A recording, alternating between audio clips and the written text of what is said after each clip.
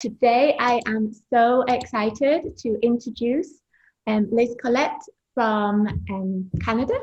Liz is a special education needs teacher who's going to be talking us through our today's topic, which is outdoor learning and the sensory motor opportunities that we have outside on our doorstep.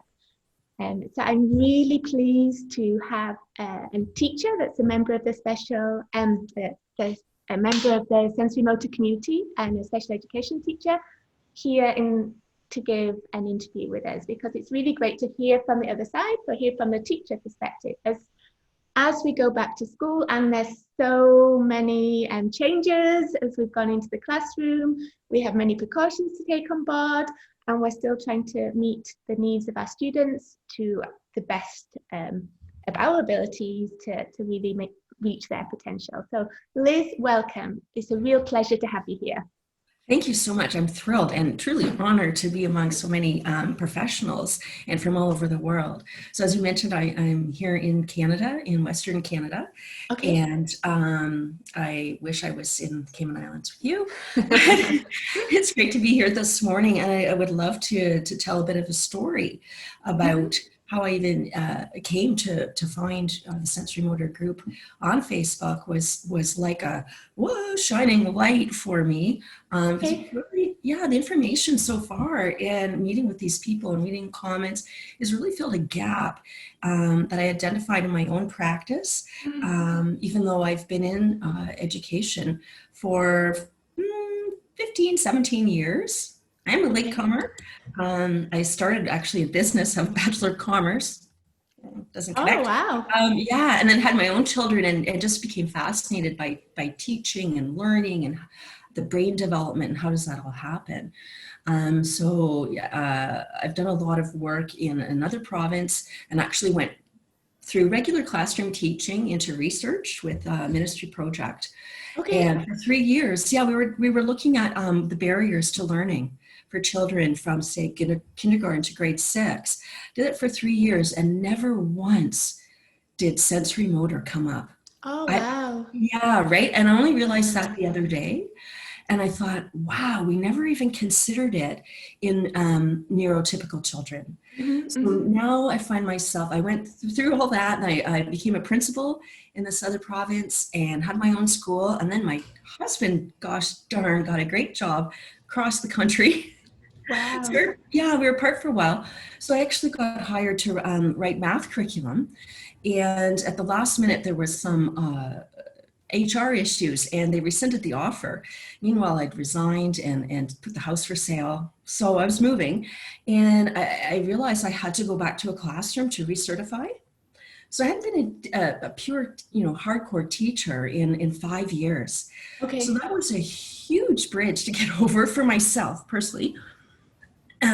So I thought, I got to do something different. And I've never done what I call hardcore special education. I mean, kids, that really, really need us. I thought, I'm going to give it a go. And that was 3 years ago.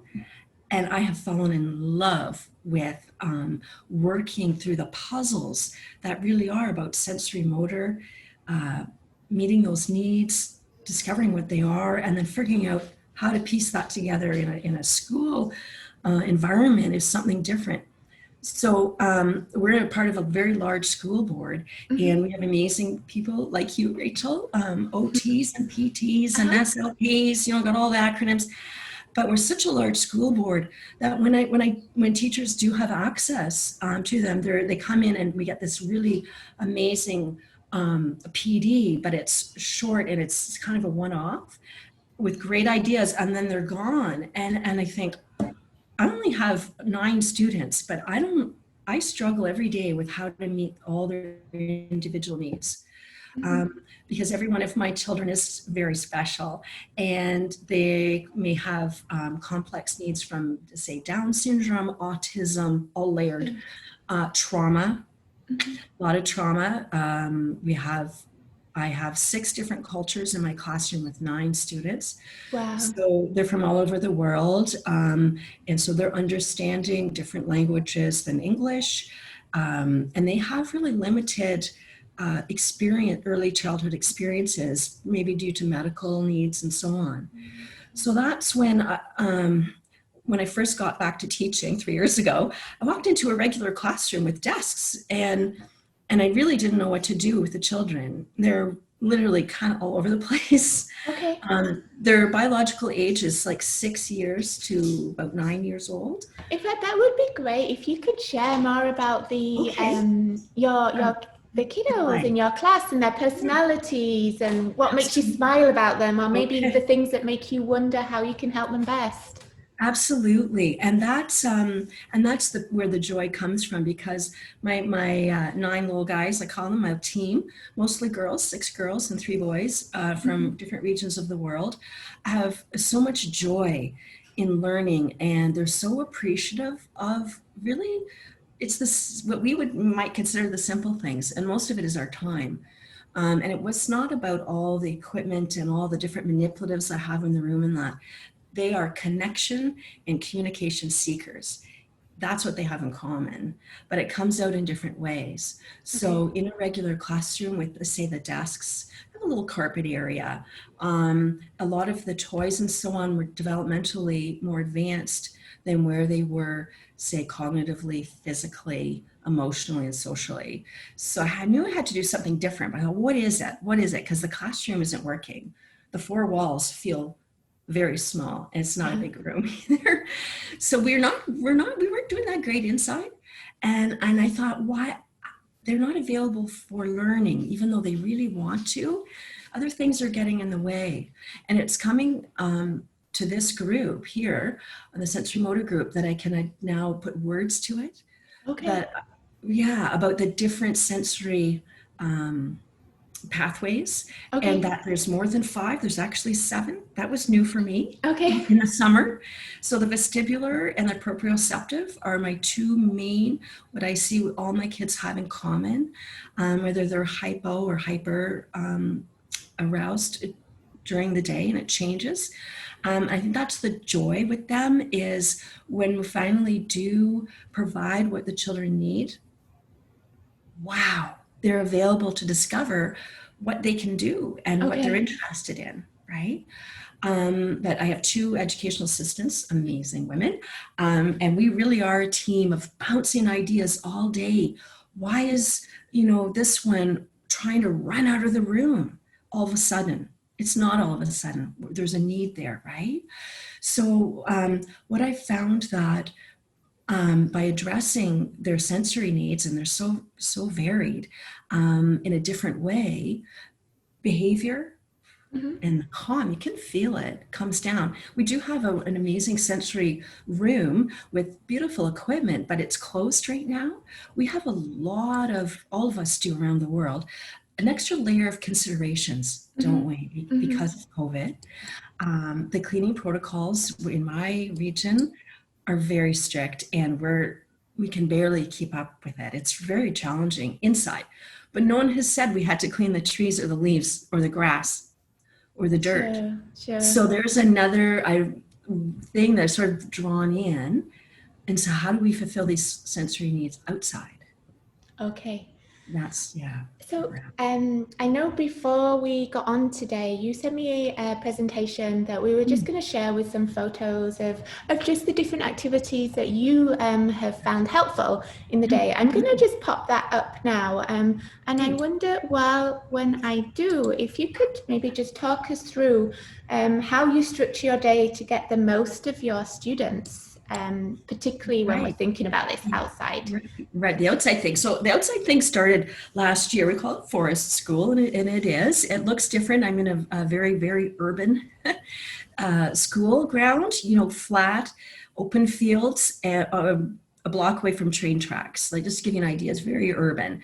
So last year we've been using local green spaces, but because of, again, special considerations this year, we are bounded by our school property. And then we really looked deeper and thought there's one corner and it has got a few trees in it. So this is our new forest. Yep. And we start, all my children are bused. So when they get off the bus in the morning, we meet at our meeting tree. I picked a tree on the front yard, Okay. and we meet there together to start a community circle. And from there, we move to the back of the school to our forest, and we're calling that nature school. And everything I do is visual because as communication seekers, the visuals really support the understanding, even for some that speak, and I only have a few that do have oral language right now. And everything, the schedule sometimes is more for us adults to kind of keep our heads in check, but these are all on magnets. What you're looking at right now is Okay. a visual schedule. And like I'll flip that around on a dime, responding to what the children are telling us, because Okay. they do tell us what they need, and it's usually it can be in unpleasant ways, right? They don't always say, "Hey, I'm bored of this," or "Hey, I need to swing right now," Okay. but they do tell us in other ways. So we have to be looking and listening ourselves all the time. Okay, great.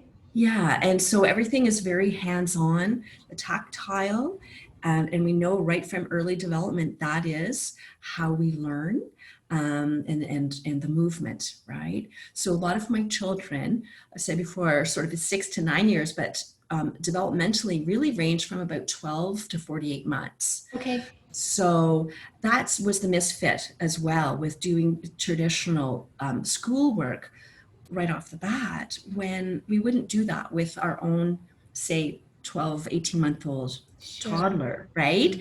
So I thought, what would we do with our children, and how do you translate that to school? So outdoors, most of this is outdoors. We were nice on Friday, we're out till 11 in the morning because they were engaged, and we just worked it, right? And then we come inside, and inside there are some great go-tos which are on the board there. Yeah, that, I see those. yeah, and within that we integrate. That's when they're calm. Certainly like the water picture there, then I can get in front of them with a little story, or we can pull out an ABC activity or something while they are busy doing something else. So it's more, it's not really overt learning. Do you know what I mean? It's kind of, we sneak the academics in the side. Okay, and Yeah. here I know you did just share a picture of your learning tree. Oh, there we go. Okay. I've gone too far. There So we go. is this your learning tree? That's our learning tree. That's our meeting tree first thing in the morning. Meeting tree. So, And yeah, meeting tree. And they come off the bus, and within about 3 days, so we've been back for a couple of weeks, about 2 weeks now, and already it just thrills me. They get off the bus and run over and sit on a sit spot. So this is a bit of melding in some mindfulness ideas as well, about just coming and looking. And we thank our tree, and we really look at it.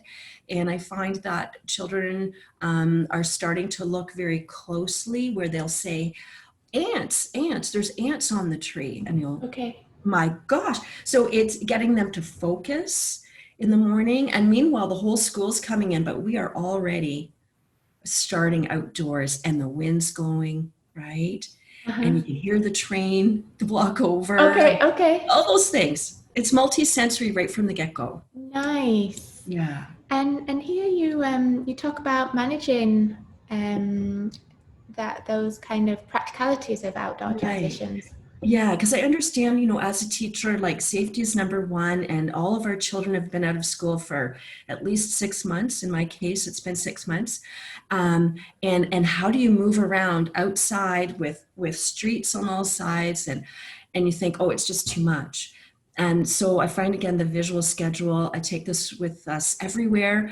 And within a few days, again, these are new children. I have 5 new students out of my 9 this year, are identifying with the visuals. And even if you have regular classroom and neurotypical children, I'd highly recommend trying a few visuals. It really, I think, helps. Sometimes even as adults, we listen, but we don't listen, and this just helps support their understanding of what's coming up next. And I use the old trick with a rope, like a kindergarten, when I went to school, and it worked. They all hold on, and we walk around like open sidewalks with traffic, and they all hold on, and we go into our backfield, and the visual at the end, a real picture, I find it helps them understand exactly where we're going, and it lowers the anxiety a bit for some of the kids. Yeah. So transitioning's big, right? Yeah, of course. Yeah. Yeah, and you also shared some of the activities that you do. Yeah, absolutely. And this is the interesting part, and I really encourage colleagues to give it a go. When I first started the outdoor learning, I had this amazing wagon, have to get a wagon, and I packed it with the dinosaurs and the trucks and the whatever, and then put out centers outside, really. But now, even within a few weeks of school this year, I set it out and the children, maybe look at it. They're more interested in the nature. They find things that they want to do. They show us. So I've got a few, well, all the children, like they want to move. And say there's only a few trees and they found one. And on the right there is actually starting to climb that little tree. And that's risky play, right? And he's finding out, that student there, about where his limits are and some natural problem solving if his foot gets stuck. And so we're getting into some reasoning and thinking, but it's all self-directed by the child, right? And just being able to stomp around and feel the smush of the grass beneath your feet is something that it's like they have to start their day like that. Sure, and they're getting all that really good proprioceptive feedback into their muscles and joints to help start their day. I think that's right. That's stomping, right? Yeah. Yeah. See, putting the words to this is really helps affirm, I think, what a lot of teachers know is good for children. So it's great that we're teaming up. Yeah, the stomping, the climbing, the pulling, all that good stuff. Yeah, big movement. Yes. And again, for a lot of, this is early development that needs to happen before you can sit down and say, okay, write your name. You know, we have to get them back up into that thinking cortex at the front, right? Yeah. And then here was some other activities that you get to do outside. Yeah, absolutely. Climbing again is a huge thing, and water. And most early education teachers will identify with water play, take it outside, very simple spray bottles, or a dollar store, and seeing the effects of what happens when you spray it on different surfaces. But even at the same time, you're getting this fine motor. For a lot of my children, we're still working on how does this tool work. So it's something very functional that we may take for granted that the children find fascinating, and let alone that you can change how the spray looks, right? It comes out as or this way. And really a lot of engagement with the water and getting it on your hands, and the hands get cold. And why is that? Some like it, some don't. So we're learning by watching the children say, oh, we've got a lot of tactile learners here, or others that are very, very hypersensitive to touch, right? Sure. So while they're having fun, we're learning as adults. Sure, absolutely. Yeah, and again, this is the beauty. I love taking photos. I have way too many already in 2 weeks. But the joy and the discovery of them, of just feeling things and comparing.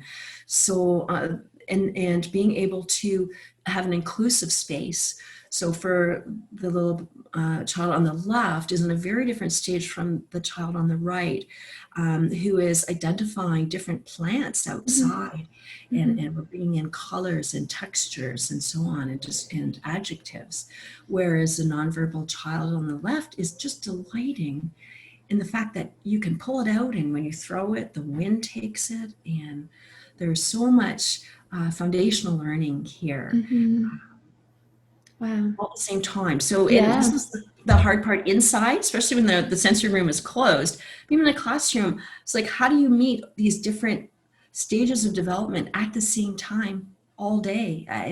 We're only human, right? So yeah, absolutely. Where you've got all this natural resource outside, and all the grass and the flowers and all that tactile experiences. Right. And we're all under, no matter what, in any world times, we're all under budget constraints, right? We probably have that in common. This costs nothing, really. You don't need anything. You just get outside, right? Okay. Oh, yeah.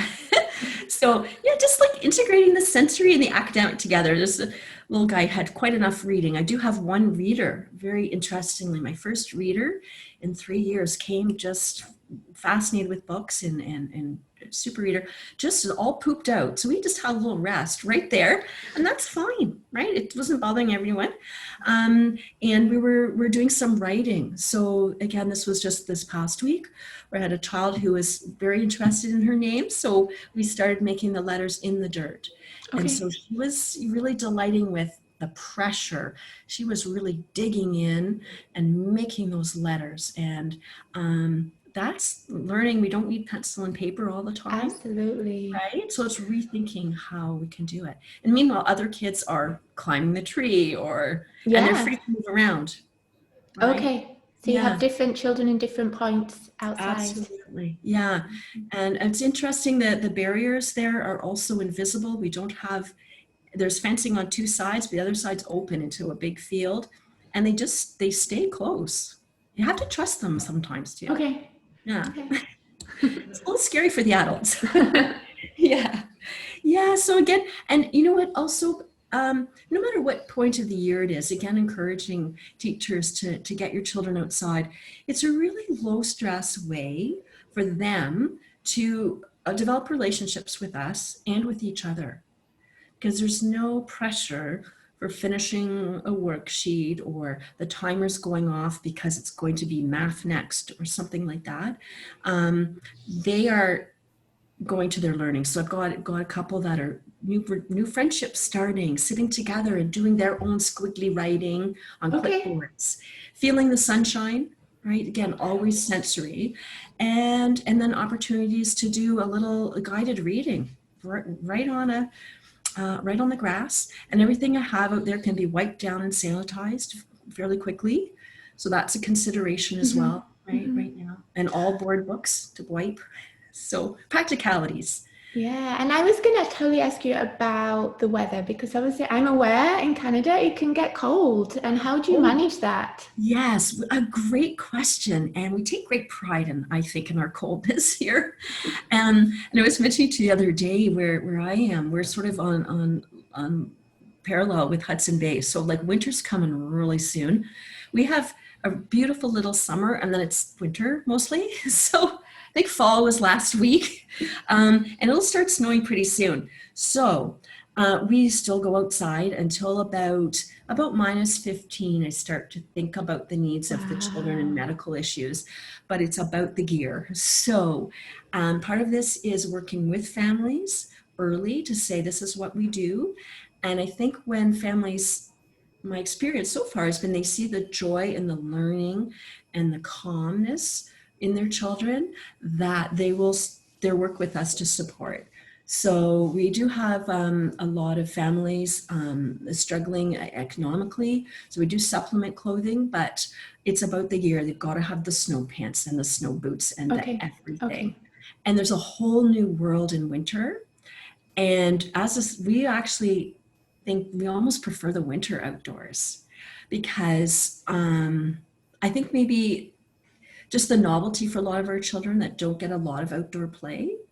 I mean, there's a lot of talk around the world. We may have some viewers here that know about, nature learning, and that just with the millennium we are in, because of technology and working parents and all kinds of different things, we're inside people now. And so outdoor learning in the winter is magical.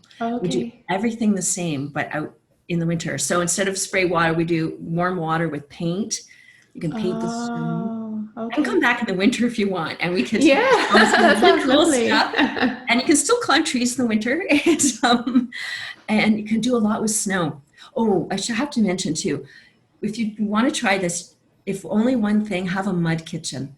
Okay. So right now we have one little dirt flower bed with nothing in it, and it is the go-to outside.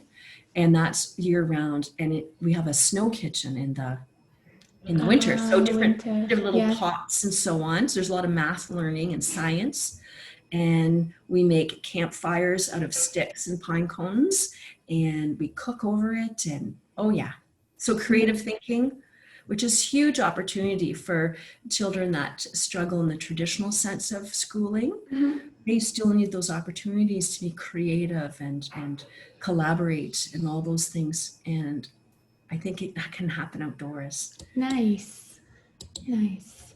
Oh, and then you gave some more opportunities for different movements that you're doing Right. outdoors. Yeah, and again, I'm so aware now of the vestibular, and I saw another post just read this morning. I have to go back to it about when we see the children's energy level perhaps um, lagging throughout the day, and we might need to get them going again. I'm finding the vestibular. Yes, I never knew, right? Now I see it is so important. And something as simple as a hula hoop, like we take 2 hula hoops outside, and the range of things you can do with that, starting by just, they like to spin, so like holding on and you just going around, you're sort of the center, but then to organize that a little bit to play different animals. So we play horsey. So you take a horse, go on a horse gallop, Okay. and then how would you move, as a puppy? And it was slow it down. And then we stop and have a drink of water or whatever it is, right? To organize that, to calm it again, and then sort of walk it off. That's usually our our calming part of it. And I find for a few children, they need to kind of go through that before they can access another area. Okay. And this is the same observation inside, but it's a lot more difficult, especially the considerations now. We don't have access to gym and those kinds of spaces, that the outdoors provide this for us with the hoops, right? So hoops are a little skipping rope. Oh, nice, nice. Yeah. And do you And can be spin with the ranges. hoops as well, or do they pull with the hoops? What And they else? pull, like pulling on the hoops, and a lot of a visual motor, like the integration piece, which is something that I'm trying to work on more this year with my kids, is just, setting up kind of targets to actually organize their body to throw a ball Okay. with a target in a direction. For some of my children, it's really developing, just or emerging, whereas others are quite proficient at that. So you can hold them or just hang it from a tree, and that frees you up to attend to another child, and they can feel great success. And they moderate like what their own challenge is. So some children will stand right there with a hoop, and others are going to challenge themselves. And so I find that they give themselves just enough to keep themselves going without getting discouraged and frustrated. So I'm finding the hoops are good, and just for the visual to see what happens when you throw them and cause and effect Sure. activities, right? Yeah. And then I guess you've had all this outdoor play and learning, and then at some point you have to come indoors. I guess at some point children need the toilet, they need to eat, they need to be inside. Yes. Yes.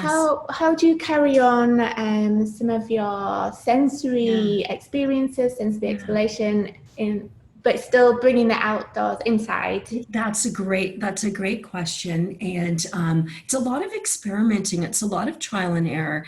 And again, some things that we think are absolutely brilliant, the children couldn't care less, right? So that didn't work. And also you have to try things multiple times because they need a lot of exposure, right?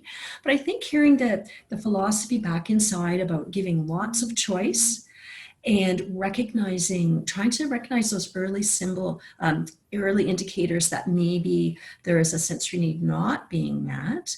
So we try to get in front of that bus, a lot of the tactile. So you have to be ready to get a little messy. We bring dirt inside. We're not able to use the sandbox inside right now because of sharing, right? But we did some planting, and again, you can still do digging. This is just inside a bag.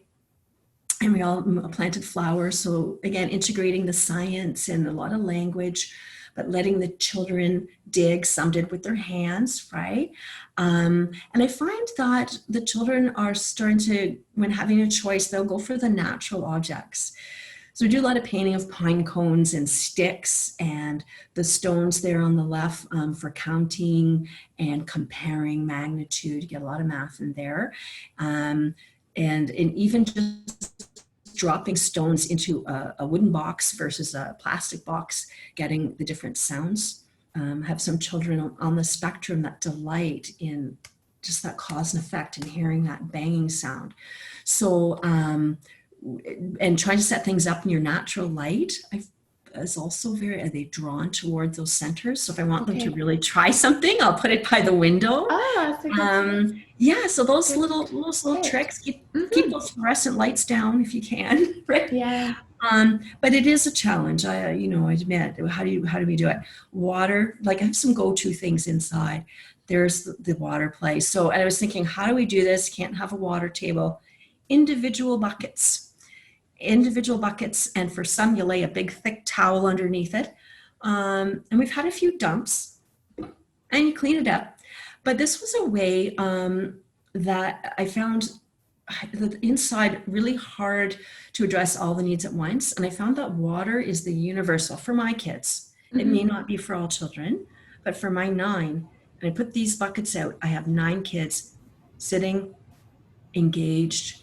And so then I can draw letters or numbers, plastic ones, into it. Also the cars and things they've been playing with in the morning, we put in with those, it's dish soap. And so the children are actually helping clean. So I'm not giving them the responsibility of it, but they're taking, they're doing that first level of cleaning. That is our protocol. And then we scoop them out, and then we do the disinfecting part. But they're actually are clean. We have a clean team, and we're all on it. So nice. This is every day after lunch, and they know it's coming now. And I find after being outside, they're starting to get tired. For us, it's working. That after they eat and they finish at different times, we bring up the water. They're all there, and some kids are going right up. They'll push their sleeves up and go lean into the bucket. Okay. Right, and that's telling me a lot about what they need.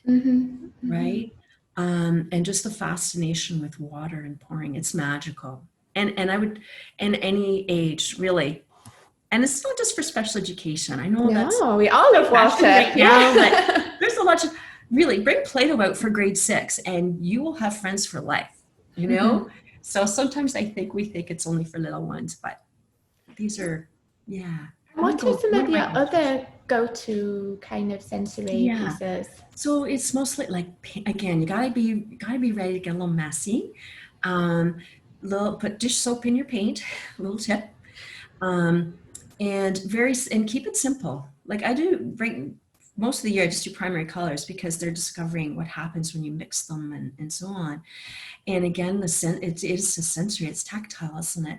So for some of my children, again, I find some of my children that have been identified as having autism really love the paint. And so again, they'll go right up the arms, whereas some others are like, give me the brush, I'm not touching it, and that's okay too. But the creativity and painting on different surfaces. So this plain paper, try tin foil, try cardboard, try knobbly paper, bubble wrap, all those different, switching it up. But paint is another go-to. It seems universal again for my group, which is so beautiful to watch. They're so proud of what they can do. And they will tell us when they're finished, If not, have a stack, just keep it going. Meanwhile, we're talking to them. They're passing things to each other. Behavior issues are non-existent, right? Because they're really engaged. And for some that are ready, they're painting letters or making animals and shapes. Because for some of my emergent children, they're not there yet with the fine motor, right? And paintbrushes are easier to hold on to, right? Yeah, so water and paint. Okay. Yeah. And of course, this is not new for us with Play-Doh. There's so much you can do with it, right? But I find this year's not universal for mine. Some just not that interested, and that's okay. That was a surprise to me, but that's all right. But again, it's coming back to tactile all the time, isn't it? Now that we're talking so much. But as we know, you can put things in the Play-Doh. You can make smelly Play-Doh. I have a real eater right now that eats everything. So I may not venture there right now with it smelling good. Putting sparkles in, or small beads and so on. Again, not for mine right now because of the choking hazards, but It's fairly inexpensive. I'm keeping it in separate bags with their names, and I'm shocked, but they are not for Play-Doh. They don't share, they don't mix, they know. I thank you to parents. They've been working hard about Yeah. staying safe and clean and those things, because we do need to consider that at all times. I And I think. give them, a defined space so visually they Mhm, know mhm. where they are to work. And we call it, this is their work, right? And Sure. to honor it as their work. Right. And you raised a good point just now about um, Play-Doh we think is universal, but actually there may be sometimes that children then just don't want to play with Play-Doh. So we just need to think about other opportunities, other sensory, tactile opportunities, and that's Right. okay. That's okay. Yeah. Yeah. And there's points in the day sometimes when we're like, what is it? I don't know. There's still a lot of, I'm not sure yet. Right. Yeah. I go back to the group and look and see what other people are doing. Oh, this is another go-to. And we're so fortunate. I have a very supportive administration team and a parent council that's just been awesome. And we have bicycles at our school, different ranges of supports with the bicycles, from fully adaptive with big wheels and seat supports for those still working on core strength, and block pedals, same issues, and right to regular little bikes, right? Or Okay. training wheels. So again, I find this when we're inside for more than, oh gosh, an hour and a half, maybe, we're going to start to unravel and we get to know who needs it the most. And we get in front of that and say, do you want to go for a bike? It's so far always been a yes. And we ride through the hallways because we don't touch anything. And bikes are easy to clean down. And it's an opportunity to help each other. So in this little picture here, there's actually 2 children getting what they need, because the one on the back pushing is also getting that heavy work. Okay. And they're collaborating and talking. And there's a great visual motor practice here. Can't see the doorways, but I can tell you, it is not easy getting those bikes with the big training wheels through a doorway. And we've scratched a lot of doorways, but after some practice, the children can line up the bike and sail right through. So that is wonderful. I think you can tell me, Rachel, the visual motor integration, being able to Yeah, plan that absolutely. and Absolutely. moving the upper body, but the legs are doing something different and for some, is developmentally very challenging. And we're there to support for success. But for others, and to get that feedback when you hit the door frame, letting you, gently, but still, Yeah. that's telling you, hey, and then it's problem solving. Now, what are we going to do? We can't get through. What are we going to do? And so just that thinking process, we're supporting that at the same time. It's wonderful And you I'm have finding, them available, these bikes. oh, sorry. It's wonderful you have the bikes We're, available. again, very fortunate. I know not all schools may have it, but you can even ask around. When I first got to this school, they were kept in a separate storage area, and I just was looking for something else and saw them and thought, oh, really? Get them out, try it. Nice. So we keep this as an indoor activity. Okay. And oh yeah, when they need to move, so starting to get, and the signals, right? They're starting to get a little bit tired or maybe a little bit dysregulated in different ways. It's big gross motor movement again, I find. Time they come back, big smiles and ready to participate again with others. Yeah. Nice. Yeah. Yeah. And it really is, I guess, how you then ultimately, it's using all these opportunities as learning opportunities, but also so you can do some other learning in the classroom too. Right. Yeah, I'm finding now by doing the outdoor, we can come together for a small mini lesson. It might be a few minutes, and that's our starting point, and then to break out and to be able to be calm. An example here, to calm and get a lot together. Like this student here went and got the mirror and put it, she's looking at herself and trying some of her own writing, and to be able to sit. She's got a little wobbly stool there, so we're always considering. Oh, okay. Yeah, so wobbly stool. We're a wobbly group this year, and rockers and so on. If you have that available in your school, again, a little bit of trial and error. And I found that I've been surprised with the seating. Some students I thought, oh, that's not good for you. And they choose it. And I'm thinking, yes, you're right. That is good for you, right? So let them try. As if a little one with ataxia, I think is the condition. So is really has a lot of challenge just managing his own movements. And he wants a wobbly stool. And I'm thinking, yeah, yes, he's used to moving. So you ask him to sit still all of a sudden. It's not going well. But he comes to circle and he's moving all the time. He can attend, right? So again, starting in the outdoors and getting that gross motor, when we get inside, we can get something like this, and we can look a little more like traditional school and use the tools that are there, you know. So, yeah. And then you also shared some other activities. So again, like some of them inside learning, but also how you're bringing outside into the inside. Exactly. Yeah, and that was a good question you had. Like, how do you keep that going? Their interest. They really are interested in nature and natural things and how things grow and all that. So here was because visual motor integration is a particular like gap in my own training and learning. Like, how do you address it? So there's just a few simple ideas I've come up with. I'm not even sure if they're good ideas, but just a way, like I've noticed some very all my children are bright and wonderful, absolutely the way they are, and struggling so much with what they want to do. So being able to see something like at the ant, we made little ants out of the egg cartons, and to start on a blue dot and move it to the other blue dot, or to move it to the green one, and you want to do it in your hands, and you're just, wow, I find this struggle. So I'm trying to like make games out of it. So it's not a little bit of nature, not really. And then I thought just taking some things out of my backyard and out of a trip when we could travel, got some seashells, to trace them. And so making a natural puzzle and the visual again. This is a math skill as well, but spatial reasoning and with shapes, and again, planning, motor planning of picking up the shell you want or the stick and putting it where you want it to go, or to try it. And what does it look like?